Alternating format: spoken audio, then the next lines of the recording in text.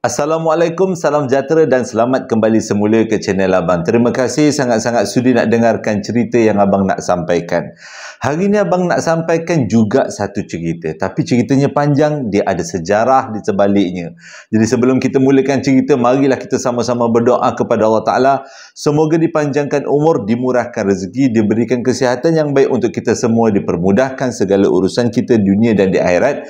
Semoga Allah memberikan syurga buat mak ayah kita, memberikan keamanan untuk kita satu dunia, juga memberikan umur yang diberkati. Pada yang mendengar cerita Abang, kalau ada dalam keadaan tidak sihat, kita sama-sama doakan semoga cepat sembuh seperti sedia kala. Amin ya rabbal alamin. Dan tanpa membuang masa lagi, Abang akan kongsikan pengalaman yang dihantarkan oleh Hana berlaku pada tahun 2020 di Mersing. Abang mulakan dengan auzubillahiminasyaitanirrajim. Bismillahirrahmanirrahim. Allahumma salli ala sayyidina Muhammad wa ala ali sayyidina Muhammad.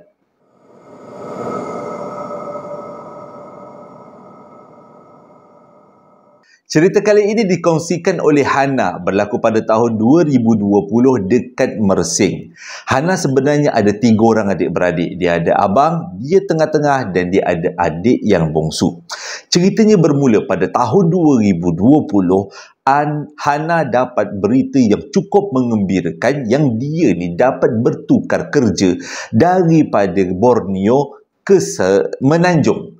Jadi, dia memang berasal daripada Semenanjung, berasal daripada Mersing. Bila dapat bertukar, dia kerjanya cikgu. Jadi, dia rasa seronok sangat-sangat. Dia beritahu dengan ahli keluarga dia. Dan pada waktu tu, dia dah ada suami. Dia beritahu dengan suami. Dan semua daripada kalangan keluarga memang menyambut berita ni dengan kegembiraan.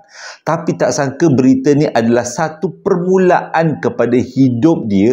Yang mana dia perlu menerima takdir yang telah Allah tetapkan pada dia. Pada waktu tu, dia duduk dekat satu rumah. Suami dia tak duduk dengan dia lagi sebab berada di kawasan negeri yang berlainan. Jadi dia duduk dekat kawasan situ sebab dekat dengan sekolah tempat dia bertugas. Mula-mula, dia tak perasan ada bayangan-bayangan gelap yang mengikut dia daripada belakang, terutama pada waktu malam. Dia ingatkan itu setakat bayangan-bayangan biasa je. Dia telan aje lah, buat tak tahu. Pada satu malam tu, lebih kurang pukul 2 ke pukul 3, dia terjaga daripada tidur dan dia sedar dengan pintu bilik yang terbuka. Dia memang tak tutup pintu bilik, duduk sorang-sorang kat rumah kan. Dia sedar dekat luar bilik dia ada seperti orang yang memerhatikan. Dia bangun daripada tempat tidur dia untuk pastikan tidak ada orang lain. Takut-takut kalau ada perompak pula. Jadi bila dia bangun, dia perhatikan keadaan keliling rumah, keliling kawasan dalam rumah. Dia perasan ada seorang lelaki yang berpakaian gelap memandang ke arah dia. Itu sebenarnya dia sedar bukan lelaki, makhluk alam sebelah. Itulah kali pertama dia nampak. Yang selama-selama ni dia rasa macam kehadirannya. Tapi itulah kali pertama benda tu memunculkan diri. Pada waktu tu dia terlalu takut, balik semula ke katil, baca selawat sebanyak mungkin yang dia tahu. Dan akhirnya dalam keadaan kepenatan dan juga keliru dan juga takut, akhirnya Hana tertidur. Jadi bila dia bangun besok pagi, dia mula rasa keliru. Apa sebenarnya yang dia nampak malam tadi? Dia ceritakan dekat kawan-kawan dia. Kawan-kawan dia beranggapan mungkin apa yang Hana nampak adalah sekadar mimpi ataupun berhalusinasi.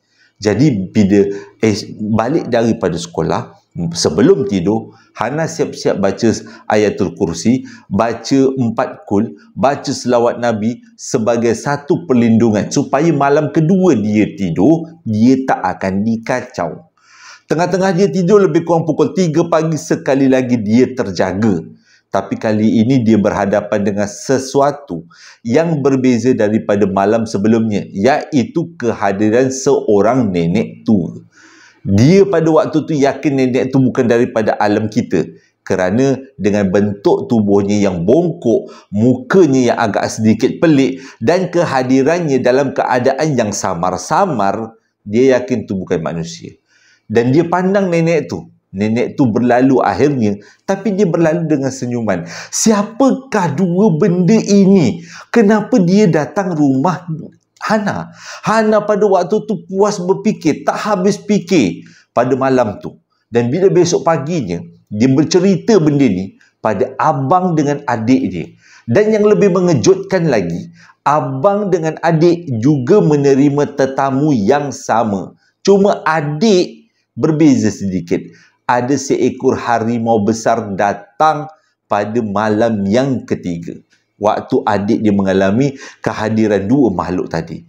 Jadi adik dia ada sedikit special. Hana dengan abang dia kehadiran makhluk yang sama. Siapakah mereka ini? Itu menjadi satu persoalan yang besar. Untuk mengelakkan daripada benda tu datang menghinggap kat rumah dia pada malam-malam yang seterusnya, jadi Hana pun carilah orang yang boleh pagar rumah dia. Pada waktu tu dia belum pagar rumah. Maksudnya dia belum baca ayat-ayat suci Al-Quran di sekitar rumah untuk membantu menghalang daripada makhluk tu masuk dalam rumah. Cari punya cari, berkat daripada bantuan guru-guru, akhirnya dia berjumpa dengan seorang ustaz. Ustaz tu pun datang dekat rumah. Tapi bukan seorang ustaz tu, ada dalam satu kumpulan dah. Ustaz tu datang rumah. Bila ustaz tu buat ruqyah, pagar rumah, selepas habis selesai pagar tu, ustaz tu bagi kesimpulan. Dia kata memang ada dua makhluk lain yang selalu singgah dekat kawasan rumah Hana. Dan Hana tanya, adakah ustaz-ustaz boleh nampak siapakah dua makhluk tu? Ustaz bagi tahu diorang tak ada kelebihan untuk melihat, tapi diorang boleh rasa, ada kelebihan untuk merasa. Jadi Hana pun tanya, siapakah yang datang? Apa yang dia nak ustaz? Saya ni tak ada apa-apa ustaz, saya ni orang biasa je, bukan hulu balang ke apa ke, tak ada yang bomoh-bomohan pun tak ada. Jadi ustaz tu bagi tahu, sebenarnya yang datang tu adalah bukan orang lain, tetapi warisan keluarga. Jadi dia terus terfikir, adakah keluarga aku ni membela saka? Terus ditanya dekat ustaz tu, adakah ini saka ustaz? Ustaz kata, bukan. Ini bukan saka. Tapi dua makhluk ni memang pernah berjanji dengan keturunan Hana yang diorang akan menjaga keluarga Hana sejak dari ratusan tahun yang lepas. Benda tu memang jadi sangat-sangat pelik. Dan bila besok paginya, ditanyalah benda tu kepada adik-beradik dia. Patutnya dia tanya pada mak ayah dia, tapi dia kata belum sampai lagi seru nak tanya mak ayah. Tanya dengan adik-beradik dulu. Tanya dengan Along, tanya dengan adik. Jadi mereka berdua memberitahu yang mereka juga bermimpi. Dalam mimpi tu, dalam antara sedar dengan tak sedar tu, yang datang tu bagi tahu kami adalah pewaris ataupun penjaga warisan keluarga kamu. Dia dah beritahu. Cuma dengan Hana dia tak beritahu. Hana tak puas hati. Mesti ada cerita di sebaliknya. Kenapa benda ni boleh jadi macam ni? Jadi dia bercadang pada hujung minggu tu dia nak balik kampung. Nak jumpa dengan mak ayah. Nak tanya apakah cerita di sebalik kedua makhluk tu datang. Dan selepas rumah Hana diruqyah, dipagar, mengikut kata adiknya, seekor harimau besar telah datang ke rumah adiknya dalam keadaan dia masih sedar, dan harimau tu seolah-olah marah. Marah kenapa si kakak menghalang untuk dilindungi. Patutnya dia lebih bersyukur dilindungi dengan makhluk nenek, makhluk berjubah hitam dan juga harimau. Patut lebih bersyukur. Kenapa dipagar rumah? Seolah-olah macam nak cari gaduh. Itu yang harimau tu cuba bertanya kepada si adik. Tapi si adik kata tak tahu. Dalam keadaan sedang tak sedar, dia beritahu dengan harimau tu dia tak tahu. Jadi bila dah jadi macam tu, Hana pun pergi balik kampung pada hujung minggunya. Tujuannya nak tanya dengan mak ayah apa sebenarnya yang terjadi dan siapakah yang datang. Betul ke dia adalah penjaga keluarga?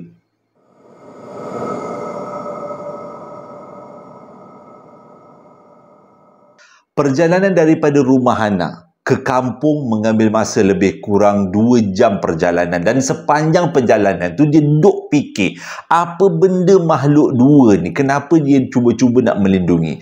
Bila sampai dekat kampung, disambut oleh mak ayah dan diorang pun bersama-sama makan malam pada malam tu. Dan tak ada tangguh-tangguh, Hana terus bertanya dengan bapa dia, siapakah? Dia ceritakan dulu pengalaman-pengalaman dia yang dia alami pada 2-3 malam yang sebelumnya.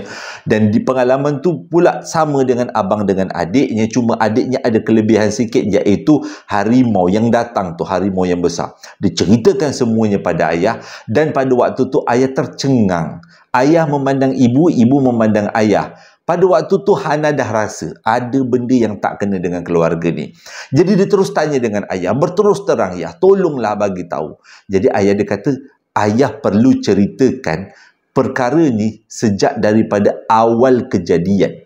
Dia kata benda ni berlaku lebih kurang ratusan tahun yang lepas. Moyang kepada moyang keluarga diorang ni adalah tabib diraja. Boleh dikatakan istana menggunakan khidmatnya untuk mengubati pelbagai penyakit. Dan ilmu tu diperturunkan dari keturunan ke keturunan sampailah dikatakan diturunkan kepada datuk, iaitu ayah kepada si ayah ni tadi. Maksud dengan kata lain, datuk kepada Hana diturunkan. Jadi Datuk Hana ni adalah seorang yang pandai mengubat. Ilmu-ilmu perubatan zaman dulu. Buat akar kayu. Buat minuman-minuman berkhasiat. Dan juga pada masa yang sama, kalau ada orang masalah dengan alam sebelah, atuk ni pun boleh mengubati. Pada suatu hari, nak jadi cerita, waktu tu si ayah masih lagi bujang. Dia tengah buat aktiviti berkebun. Dia tengah berkebun. Tengah-tengah dia berkebun tu, tiba-tiba dia nampak ada seekor harimau yang mendekati dia. Dia yakin itu adalah harimau yang cuba nak makan dia, dan dia cuba untuk melarikan diri.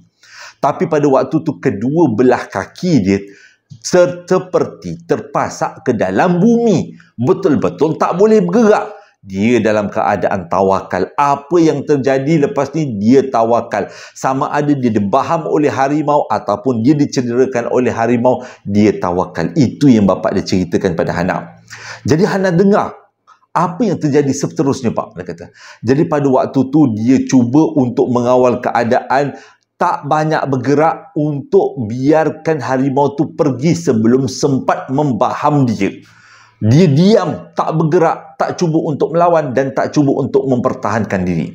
Tiba-tiba harimau tu mendekati si ayah tadi dan terus menerkam si ayah, dan si ayah cuba untuk mengelak sambil menjerit, dan tiba-tiba dia tersedar yang dia masih lagi di kebun, berdiri seolah-olah tak ada apa-apa yang berlaku. Baru dia tahu harimau yang datang tu adalah hadir dalam dunia sukma dia, bukan dunia sebenar. Dengan kata lain, pada waktu tu dia masih lagi berkebun, tapi tiba-tiba dia tak sedarkan diri. Dan pada waktu dia dalam keadaan tak sedar, harimau tu datang, terkam dia. Jadi dia pun bagi tahu dengan si bapa, si ayah ni tadi beritahu dengan tok kepada Hana. Ceritakan kronologi apa yang terjadi sewaktu dia di kebun. Si atuk bagi tahu, alhamdulillah kamu telah terpilih. Jadi benda tu jadi makin tak jelas. Si ayah ni tanya semula dengan bapa dia, apa yang dikatakan telah terpilih, dia kata. Dengan kata lain, harimau tu adalah tanda ayahnya adalah pewaris seterusnya ilmu si atuk. Atau dengan kata lain, ilmu keturunan. Waktu tu si ayah dah berkerut. Dia hidup dalam zaman moden. Bukan dia tak percaya dengan benda tu. Dia takut apa yang dia terima nanti akan menganjur kepada khurafat. Jadi dia simpan perasaan untuk bertanya. Dia diamkan. Dan dia tidak mengiyakan, tidak menidakkan. Pada waktu tu, keadaan menjadi terkawal. Cumanya, ada beberapa perkara menjadikan si ayah ni tadi gelabah. Antaranya, pada satu hari dia keluar makan dengan kawan-kawan dia dekat bandar. Macam biasalah, anak remaja dia kata. Waktu tu dah habis-habis belajar, habis sekolah, pergilah makan cendol. Tengah-tengah makan cendol, dalam keadaan terang benderang, ramai orang. Tiba-tiba seekor harimau besar berlari ke arah dia dan terkam dia. Kalau kita di tempat si ayah, tak kekalang kabut kita dibuatnya. Itu yang terjadi. Dengan cendol-cendol habis berterabur. Kawan-kawan semua pelik. Kenapa pula budak ni macam ni? Diberitahu ada harimau, ada harimau. Rasa-rasa macam ada orang nak percaya. Memang tak akan ada orang nak percaya. Malah orang akan tuduh dia sebagai gila, berhalusinasi. Dan kadang-kadang ada beberapa peristiwa dekat rumah. Tengah dia buat kerja sekolah, tiba-tiba harimau menerkam dia daripada arah tingkap. Terbalik dia punya meja dengan kerusi dia terbalik. Dan peristiwa-peristiwa ditekam harimau itu berlaku banyak kali, menyebabkan si ayah ni tadi cukup stres dan tertekan. Dan akhirnya si ayah berjumpa dengan bapa dia, bagi tahu yang dia tak nak ilmu ni. Dan dia tanya kenapa ilmu ni datang dalam bentuk harimau nak menerkam dia. Si atuk beritahu bukan ilmu tu mengubah kejadian menjadi dirinya seekor harimau, bukan. Sebenarnya harimau tu datang adalah untuk menguji supaya si anak ni tadi, si ayah ni tadi bersedia setiap kali kalau diserang. Jadi itu adalah salah satu bentuk untuk menguatkan perasaan diri. Tapi si ayah ni kata, kalau tiap-tiap kali dia terekam, kalau dia terekam tu sebulan sekali, bolehlah pak, saya boleh bertenang. Kalau dia terekam seminggu 3-4 kali, boleh terkancing saya. Dalam tandas nak terekam, dalam bilik nak terekam, minum condol nak terekam, hara saya. Si ayah kata, itulah namanya dugaan yang kau kena lalui. Jadi selepas berbincang dengan si ayah ni, si ayah tadi berbincang dengan bapa dia, akhirnya kata putus diberikan. Yang si ayah ni tadi tak nak ilmu yang diberikan oleh keturunan. Bila dengar macam tu, sebagai seorang bapa agak kecewa kenapa anak dia tak nak ilmu ni. Kerana sesiapa yang menerima ilmu ni melalui perjalanan mimpi dan ditekan harimau, dia akan dapat ilmu ni dengan percuma. Maksudnya tak payah bayar. Bukan. Maksudnya tak perlu belajar. Dia akan dapat sendiri. Kalau katanya dia selepas menerima nak mengubat orang, terus orang tu baik. Dengan kata lain macam tu. Kalau ahli keluarga lain nak ilmu perubatan ni, dia perlu belajar dengan lama. Jadi kalau dibuang ilmu ni, sayang. Ayah dia kata, si ayah ni beritahu, tak apalah, sayang tu tolak tepi. Yang penting ilmu ni diputuskan, dia tak nak. Kalau ilmu ni akan menganjur kepada kurafat. Bila dengar cerita macam tu, fahamlah Hana, yang mana ayah dia ni sebenarnya terpilih untuk mewarisi ilmu perubatan keluarga, dan akhirnya ayah dia putuskan. Tapi yang jadi soalannya, kenapa kami adik-beradik, anak beranak ayah tetap juga diganggu? Ayah dia beritahu, sebenarnya di antara kamu bertiga ada seorang yang menjadi target makhluk tu untuk berdamping, iaitu adik kamu. Kenapa? Kerana pada waktu dia lahir dalam keadaan normal. Maksudnya mak dia lahir dalam keadaan normal, cuma dia lahir dalam kantung janin, dalam kantung. Maksudnya belum terkeluar daripada kantung lagi. Jadi adik dia lahir keluar daripada perut mak dia ni dalam keadaan berkantung lagi, dalam uri. Abang pun tak pastikan. Jadi bidan yang terpaksa belahkan supaya dapat dikeluarkan baby itu. Okey, dan sewaktu adik dia lahir, di tangannya ada permata, ada batu, ada macam batu, lebih kurang rasa macam permata. Dan permata tu tidak disimpan oleh keluarga ini kerana katanya takut benda tu menganjur kepada kurafat. Jadi permata tu diberikan kepada si bidan ni tadi. Dan katanya bidan tu simpan sampai sekarang. Jadi adik dia adalah sebenarnya yang terpilih untuk mewarisi ilmu keluarga. Tapi adik dia belum pernah memberi kata putus, dan sejak daripada adik dia lahir memang dia akan ada kelebihan, selalu nampak makhluk harimau seolah-olah makhluk tu menjaga dia. Dan bila Hana dengar cerita macam tu, dah alang-alang nak balik kampung, dia pun pergi petang tu terus pergi rumah si bidan, nak tahu apa yang bapa dia cerita betul ke tidak. Mengikut kata bidan, sebelum adik dia lahir, bukan adik dia aja, dia dan juga abang dia lahir, si bidan ni didatangi oleh beberapa orang yang berpakaian seperti hulu balang, warna kuning. Dia bagi tahu, wahai bidan, anak yang lahir ni adalah daripada keturunan kami. tolong jaga dia sebaik-baiknya dan sambut kelahirannya dengan penuh sopan dan beradab. Bila dengar macam tu dalam mimpi, jadi bidan menyambut Hana, abang Hana dengan adik Hana dalam keadaan sambutan yang sangat baik. Untuk kerana apa? Takut nanti kang yang si hulu balang ni godok pakai dia punya tombak tak kenanya. Jadi lebih baik berhati-hati. Cumanya mengikut kata bidan, sewaktu adik dia lahir, berlaku mimpi yang luar biasa, yang mana datang ramai-ramai orang hulu balang dan dayang-dayang memberitahu yang bakal lahir ni adalah yang bakal menerima ilmu-ilmu kami. Jadi selepas adik dia lahir, ada permata lahir dalam kantong, menguatkan lagi bidan tu rasa perasaannya yang mengatakan si adik ni adalah yang terpilih.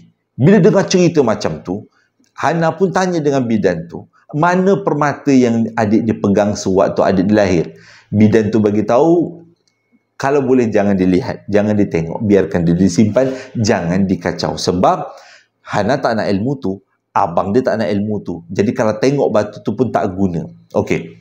Jadi Hana ni pun beritahulah dengan adik lelaki dia, yang dik, sebenarnya kau ni adalah pewaris keturunan hulu balang kita, bomoh istana.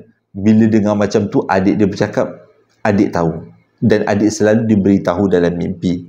Dan adik tak pernah terima ilmu tu. Dan adik nak jumpa dengan ayah, adik nak putuskan. Semacam mana ayah boleh putuskan, adik yakin adik boleh putuskan. Dan sejak daripada tu, mereka bertiga tidak lagi diganggu. Selepas mengamalkan ruqyah dan doa-doa daripada surah-surah tertentu, mereka tidak lagi diganggu.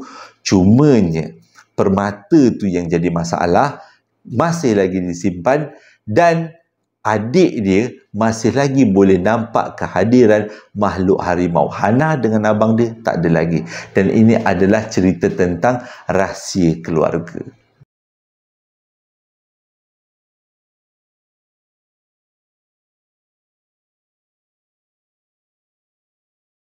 Terima kasih sangat-sangat sudi dengarkan cerita yang abang sampaikan. Pada yang nak beli baju JSPL warna kuning, boleh tekan link yang abang sediakan di bawah setiap video. Terima kasih pada yang nak membeli coklat mos dan juga sambal lara. Terima kasih sangat-sangat atas sokongannya perusahaan keluarga. Terima kasih. Dan sebelum abang tamatkan cerita, ada beberapa ucapan yang nak abang sampaikan. Ucapan yang pertama datangnya daripada seseorang yang bernama Yespel. Dia nak sampaikan ucapan hari jadi buat adiknya yang bernama Nelson Robert. Hari jadinya jatuh pada 22 hari bulan 10, genap umur 27 tahun. Dengan ucapan, semoga dimurahkan rezeki, dipanjangkan umur dan sihat selalu buat adik yang kucintai. Dan daripada pihak abang juga mengucapkan selamat hari jadi buat Nelson Robert. Dan pada masa yang sama, Yespal juga nak mengucapkan hari jadi untuk adiknya yang kedua, iaitu Karen, yang mana hari jadinya jatuh pada 10 hari bulan 10, genap umur 23 tahun. Dan juga dengan ucapan semoga dimurahkan rezeki, dipanjangkan umur dan sihat selalu. Dan abang JSPL juga mengucapkan selamat hari jadi buat Karen, semoga ceria-ceria selalu. Ucapan yang kedua datangnya daripada Darlina Zakaria, seorang bonda. Dia nak sampaikan ucapan hari jadi buat anaknya yang bernama Muhammad Taqif, yang mana hari jadinya jatuh pada 31 hari bulan Oktober, genap umur 6 tahun. Dengan ucapan semoga semoga Tariq menjadi anak yang soleh dan berjaya dunia dan di akhirat. Dan kesempatan ini juga abang JSPL mengucapkan, uncle mengucapkan selamat hari jadi buat Tariq, semoga sentiasa dalam rahmat Allah. Ucapan yang seterusnya datangnya daripada Nur Hafriza. Dia nak sampaikan ucapan hari jadi buat bondanya yang bernama Siti Aserah Paiman. Hari jadinya jatuh pada 4 hari bulan 10. Yang kedua, adiknya Muhammad Zamri Ngatiman. hari jadinya jatuh pada 9 hari bulan 10, dan seterusnya anaknya iaitu Muhammad Zuhairi yang mana hari jadinya jatuh pada 26 hari bulan 10 dengan ucapan selamat hari jadi, semoga dipanjangkan umur, dimurahkan rezeki, diberikan kesihatan yang baik dan sentiasa dalam rahmat Allah. Dan pada masa yang sama, Nur Hafriza juga mohon doa daripada semua buat almarhum anaknya iaitu Muhammad Daniel Shah Redzwan yang mana telah pun dijemput ilahi pada 28 hari bulan 10 dengan ucapan semoga rohnya ditempatkan di kalangan yang beriman. Ucapan yang seterusnya datangnya daripada Cik So. Dia mohon doa daripada kita semua. Dia mengatakan sahabatnya, dia memberitahu sahabat baiknya yang bernama Nur Syahidah Ramli baru sahaja lepas major operation disebabkan oleh kanser lidah. Jadi dia mohon doa daripada kita semua, semoga cepat sembuhlah sahabatnya. Jadi marilah kita sama-sama panjatkan doa semoga Nur Syahidah Ramli cepat sembuh seperti sedia kala. Ucapan yang seterusnya datangnya daripada Umi Kasum. Sebenarnya dia nak mohon kita semua hadiahkan Al-Fatihah buat sahabatnya yang bernama Dr. Nur Azlin Mustafa yang telah pun dijemput ilahi dalam beberapa hari yang lepas. Dia mengikut katanya beliau pulang dalam keadaan yang sangat baik waktu sedang bekerja setelah solat zuhur. Jadi kawan-kawan seangkatan dengannya mendoakan semoga almarhum ditempatkan di kalangan yang beriman dan semoga rohnya dicucuri rahmat. Jadi marilah kita sama-sama doakan semoga Dr. Nur Azlin Mustafa diampun segala dosanya, diterima segala amal baiknya dan ditempatkan di kalangan yang beriman. Ucapan yang seterusnya datangnya daripada Ani binti Omar. Dia nak sampaikan ucapan hari jadi. Yang pertama buat suaminya Muhammad Ismi. Hari jadinya jatuh pada 17 Oktober. Yang kedua anak sulungnya iaitu Muhammad Hakimi 7 Oktober dan anaknya yang kedua Sumayyah iaitu 12 Oktober dengan ucapan selamat hari lahir semua, semoga dimurahkan rezeki, dipanjangkan umur dan sentiasa diberkati hidup olehnya. Di kesempatan ini saya nak mengucapkan selamat hari jadi buat salah seorang ahli keluarga besar JSPL iaitu Haslina Akmar yang mana hari jadinya jatuh pada 5 hari bulan Oktober genap umur 42 tahun. Jadi selamat hari jadi buat Haslina, semoga dipanjangkan umur, dimurahkan rezeki, diberikan kesihatan yang baik dan sentiasa dalam rahmat Allah. Dan pada masa yang sama Haslina Akmar juga mohon doa daripada kita semua semoga dia cepat sembuh daripada penyakit kansernya. Amin ya rabbal alamin. Moga-moga kita doa ramai-ramai semoga Haslina Akmar cepat sembuh daripada kansernya dan dapat beraktiviti seperti biasa. Amin ya rabbal alamin. Di kesempatan ini, abang nak mengucapkan selamat hari jadi buat Aisyah binti Idris yang mana hari jadinya jatuh pada 5 hari bulan 10 dengan ucapan semoga dipanjangkan umur, dimurahkan rezeki, diberikan kesihatan yang baik dan sentiasa dalam rahmat Allah. Dan dia mohon doa daripada kita semua semoga keluarganya menjadi keluarga sakinah, mawadah, warahmah dan dia menjadi ibu bapa yang sabar dan tabah dalam mendidik dua orang khalifah anugerah buat kami iaitu Muhammad Nuh dan Muhammad Adam. InsyaAllah kita sama-sama doakan semoga kekal sakinah, mawadah, warahmah keluarga ini dan sentiasa dalam rahmat Allah. Terima kasih sangat-sangat sudi dengarkan cerita yang abang sampaikan. Moga ceritanya menjadi iktibar, pengajaran dan hiburan. Hingga berjumpa lagi dalam 2 hari akan datang, hari Khamis dengan cerita yang berbeza. Abang sudahi dengan Assalamualaikum warahmatullahi wabarakatuh.